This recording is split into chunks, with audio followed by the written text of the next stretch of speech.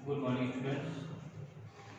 Last part में हम लोगों ने पढ़ा था कार्बोनिल कंपाउंड्स में कार्बन के वर्सटाइल नेचर के बारे में और कार्बन की कुछ प्रॉपर्टी जैसे बॉन्डिंग वगैरह। अब इस पार्ट में हम लोग पढ़ेंगे हाइड्रोकार्बन्स के बारे में। इसके बारे में हम लोग पढ़ रहे हैं हाइड्रोकार्बन्स। हाइड्रोकार्बन्स क्या होते हैं? तो अगर हम लोग हाइड्रो का मतलब निकालें तो मीन्स हाइड्रोजन और कार्बन, तो ऐसे है कार्बन जो हाइड्रोजन से बने हुए हैं। ऐसे कंपाउंड जो कार्बन और हाइड्रोजन से बने हुए हैं उन्हें हम लोग क्या बोलते हैं? हाइड्रोकार्बन्स बोलते हैं। हाइड्रोकार्बन दो प्रकार के होते हैं। पहला क्या होता है? सैचुरेटेड हाइड्रोकार्बन्स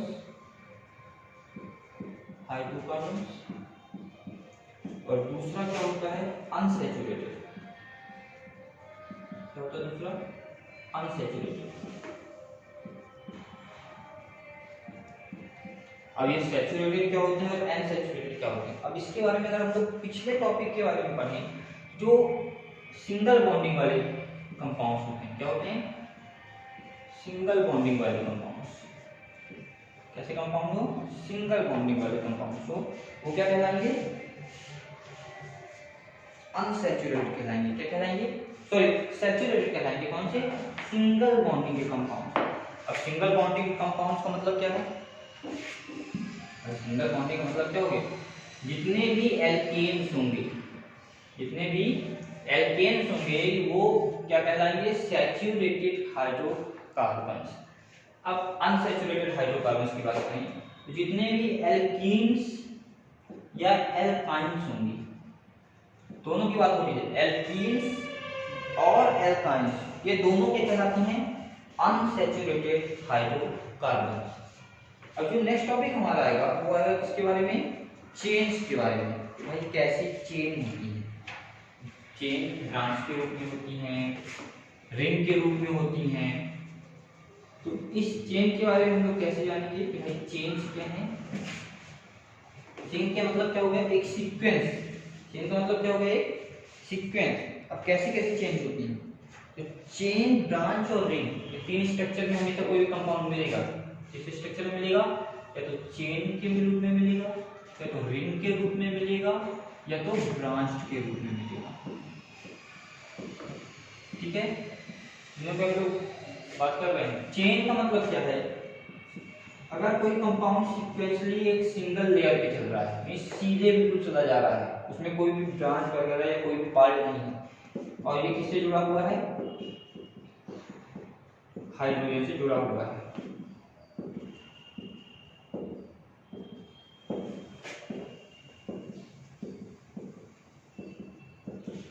ऐसा स्ट्रक्चर कोई भी अगर आपको मिलता है तो स्ट्रक्चर क्या कहलाता है? चेन स्ट्रक्चर कहलाता है। मींस एक सिंगल सीक्वेंस में कार्बन से मतलब है, हाइड्रोजन से मतलब हमें नहीं है, हमें केवल कार्बन से मतलब है। कार्बन क्या है? एक सीक्वेंस में चले जा रहे हैं, तो ये क्या कहलाएगा? चेन कहलाएगा। क्या है? कौन सा स्ट्रक्चर? Chain structure. अब रिंग की बात करें, रिंग का मतलब गोल। रिंग ऐसा बनेगा, ऐसा बन रहा है तो रिंग है। अब सभी के क्या होंगे? Double bond, double bond, double bond, double bond, double. ऐसा बना तो क्या हुआ? ये रिंग बॉन्ड।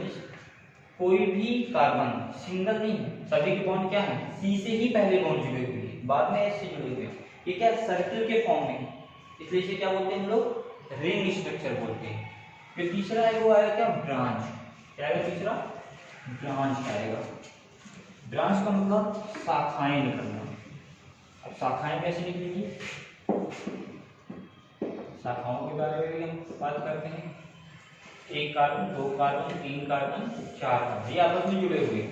अब इस कार्बन के साथ भी एक कार्बन जुड़ा हुआ है, फिर इस कार्बन के साथ भी एक कार्बन जुड़ा हुआ है, फिर इस कार्बन के साथ एक और कार्बन जुड़ा हुआ है। तो ये क्या होगा? इसकी ब्रांच होगा। इसके साथ भी सी, इसके साथ भी सी, फिर इसके साथ भी सी, इसके साथ भी सी, इसके साथ भी सी, और फिर इसके साथ भी सी। तो ये क्या होगा? इस कार्बन की ब्रांच निकल रही है।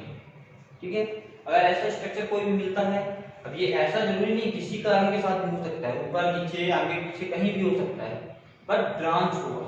एक कार्बन के साथ सामने भी कार्बन, ऊपर भी कार्बन, नीचे भी कार्बन, सभी तरफ क्या हो कार्बन दिख रहा है, ऐसा कोई स्ट्रक्चर दिख रहा है इसका मतलब है ब्रांच्ड, उसी क्या निकल रही है शाखाएं निकल रही है।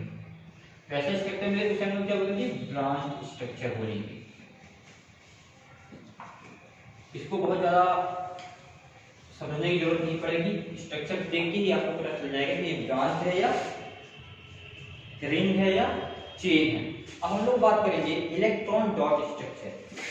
ये पेपर में अक्सर आता है इलेक्ट्रॉन डॉट स्ट्रक्चर, 2 नंबर में क्वेश्चन के पेपर में अक्सर पूछा गया है बोर्ड एग्जाम्स में।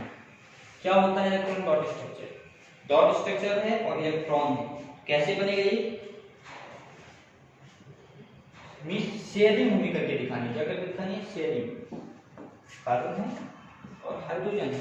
अब ये दोनों क्या करेंगे शेयर करेंगे। हम किसका स्ट्रक्चर बता रहे हैं इथेन का बता रहे हैं। एग्जांपल लेते हैं किसका, ऐसा नाम आपको लिखा जाएगा कि इथेन का इलेक्ट्रॉन डॉट स्ट्रक्चर बनाइए।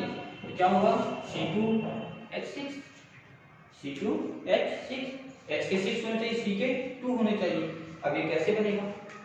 तो हम लोग क्या करते हैं 2 कार्बन लेते हैं, 1 कार्बन और 2 कार्बन, ठीक है। इस कार्बन की कितनी वैलेंसी होगी 1 2 3 4, इस कार्बन की 1 2 3 4, दोनों की 4 होंगे। अब इसमें हम लोग को क्या करना पड़ेगा, क्या जुड़ना है इसमें हाइड्रोजन जुड़ना है। तो थोड़ा सा इसको क्या करते हैं दूर दूर कर देते हैं, बड़ा सा बनाते हैं 1 2 3 4, 1 2 3 4, वो नहीं है ये, ठीक है, छोटा सा डॉट ही रहेगा। हाइड्रोजन हम बना लेते हैं, एक हाइड्रोजन का ऐसा दिखेगा,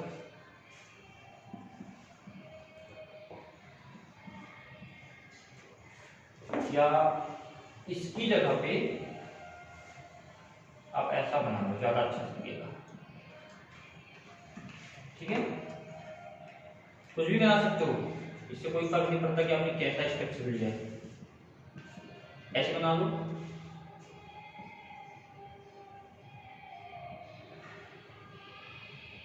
ठीक है, यहां तो आएगा नहीं H, इसका कार्बन का यहाँ आ जाए, कार्बन का यहाँ, ठीक है। अब कितने H हो गए 6 H हो गए, 1 2 3 4 5 6, 2 कार्बन हो गए। अब इलेक्ट्रॉन डॉट स्ट्रक्चर क्या करते हैं हम लोग शेयर भी करना होता है। कैसे शेयर होगा, ये दोनों शेयर करेंगे, ये दोनों शेयर करेंगे, ये दोनों शेयर करेंगे, ये दोनों भी आपस में शेयर करेंगे, ये दोनों शेयर करेंगे, ये दोनों शेयर करेंगे और ये दोनों शेयर। ये ऐसा स्ट्रक्चर कहलाता है इलेक्ट्रॉन डॉट स्ट्रक्चर कहलाता है। क्या कहलाता है इलेक्ट्रॉन डॉट स्ट्रक्चर। आपको इसकी प्रैक्टिस करनी है इलेक्ट्रॉन डॉट स्ट्रक्चर बनाने की सभी कंपाउंड्स को। ये पेपर में अक्सर आता है, या तो आपको ऐसा नाम ऐसा फॉर्मूला लिख के दे देगा और बोलेगा इसका नाम बताइए और इलेक्ट्रॉन डॉट स्ट्रक्चर बताइए, या तो फिर केवल नाम दे देगा और बोलेगा फॉर्मूला बताइए और इलेक्ट्रॉन डॉट स्ट्रक्चर बताइए। इलेक्ट्रॉन डॉट स्ट्रक्चर आप सभी को अच्छे से प्रैक्टिस करना है। ये 2 नंबर का क्वेश्चन है, पेपर में बोर्ड एग्जाम्स में अक्सर पूछा जाता है। जो हमारा नेक्स्ट टॉपिक आएगा वो किसके बारे में होगा हाइड्रोकार्बन, सॉरी जो नेक्स्ट टॉपिक होगा वो हमारा होमोलॉगस सीरीज होगी। किसके बारे में होगी होमोलॉगस सीरीज होगी। अब होमोलॉगस सीरीज क्या होती है, होमोलॉगस होमो और लॉगस, इन दोनों के बारे में अब हमें पढ़ना है। होमोलॉगस सीरीज कभी भी डिफर करती है एक यूनिट से। होमोलॉगस सीरीज क्या होती है एक यूनिट से डिफर करती है। अब यूनिट का अर्थ क्या है, अब यूनिट तो हम ये नहीं बोल सकते कि कार्बन से डिफर करेगी कि हाइड्रोजन से डिफर करेगी, ये यूनिट नहीं है। यूनिट मतलब दोनों का कॉम्बिनेशन होगा, कुछ स्ट्रक्चर होगा। होमोलॉगस सीरीज इसके अंदर आती है, ये एक फंक्शनल ग्रुप, हम इसे क्या बोल सकते हैं एक फंक्शनल ग्रुप। अब ये क्या करता है रिप्लेस करता है, क्या करता है रिप्लेस करता है किसे हाइड्रोजन और कार्बन की चेन को। होमोलॉगस सीरीज में क्या होता है, फंक्शनल ग्रुप है जो रिप्लेस करता है किसे, हाइड्रोजन और कार्बन के ग्रुप को, और रिप्लेस करके क्या करता है, एक नया स्ट्रक्चर देता है या नया ग्रुप देता है, नई चेन देता है।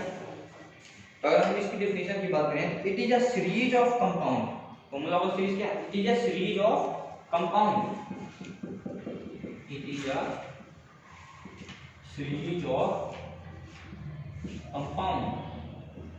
किस कंपाउंड की सीरीज है, ऐसे कंपाउंड की सीरीज है in which the same functional group, in विच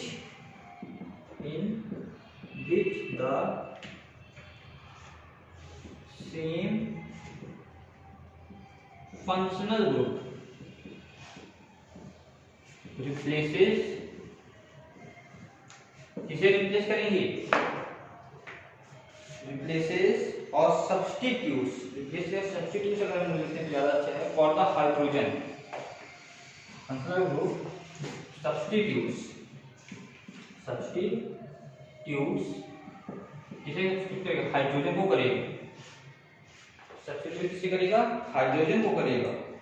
कहां पे सब्स्टिट्यूट करेगा, कार्बन की चेन पे करेगा, चेन ऑफ कार्बन पे, इन चेन ऑफ कार्बन, जो भी कार्बन की चेन होगी वहां पे हाइड्रोजन को जो सब्स्टिट्यूट करेगा, एक ऐसा फंक्शनल ग्रुप होता है, वो जो सीरीज बनेगी उसको हम लोग क्या बोलते हैं, होमोलॉगस सीरीज। अब यहाँ पे बात किसकी आ गई, फंक्शनल ग्रुप की बात आ गई, होमोलॉगस सीरीज में किसकी बात आ गई, फंक्शनल ग्रुप की बात आ गई। अब फंक्शनल ग्रुप क्या होता है,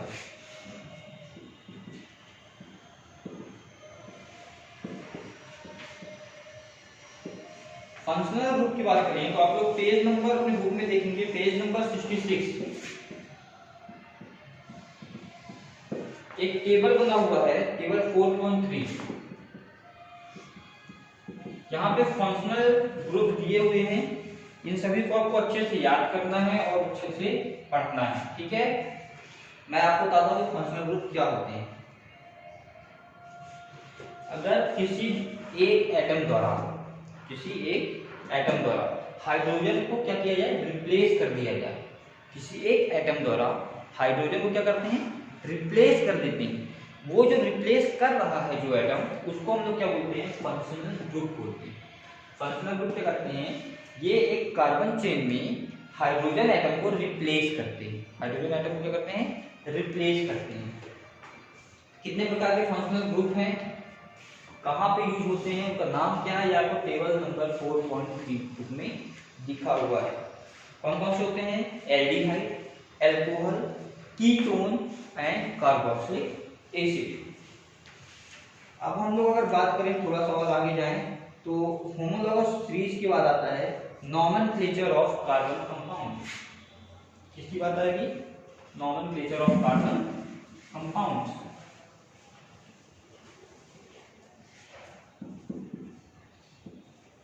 nomenclature of carbon compounds। nomenclature मतलब क्या होता है, नामकरण। क्या होता है nomenclature मतलब नामकरण।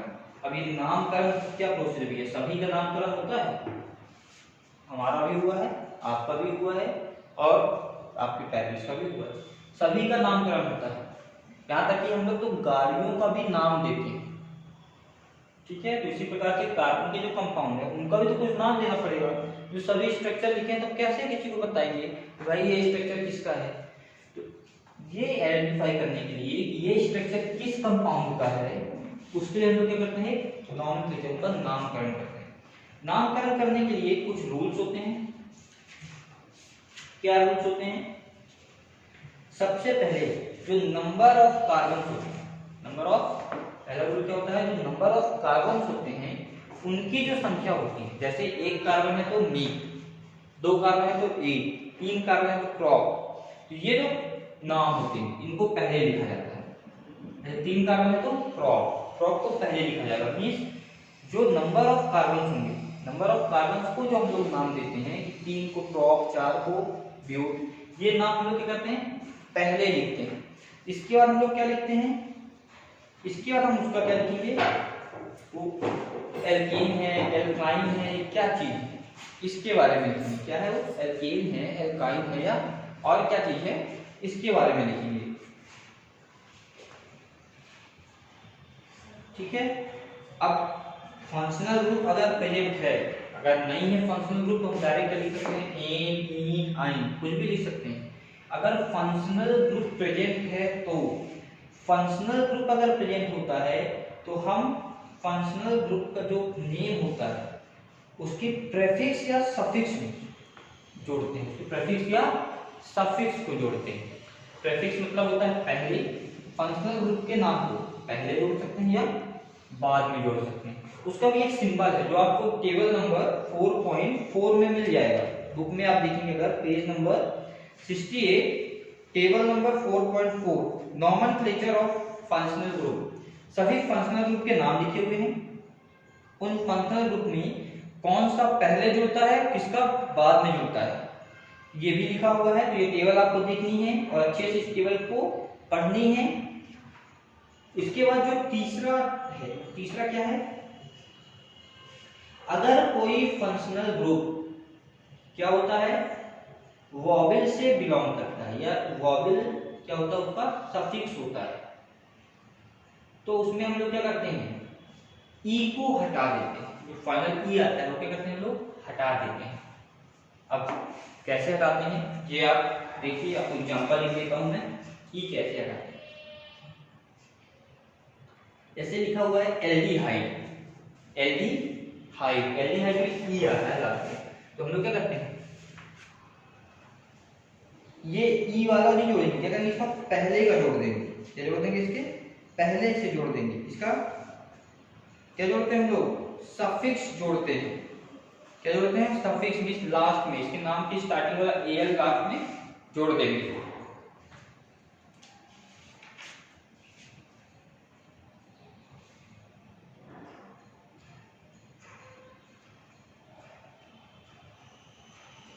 अब हम बात करें कि भाई ई आ रहा है लास्ट में, कैसे ई आ रहा है, थोड़ा सा एग्जांपल देते हैं।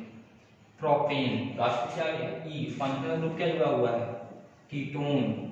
अब कीटोन जुड़ा हुआ है, ई आ रहा है, तो हम प्रोपेन ईओन ऐसा नहीं लिखेंगे। क्या लिखेंगे, इस ई को हटा देंगे, इस ई को हटा देंगे और ये जो कीटोन का ओ एन ई आता है इसको जोड़ देंगे।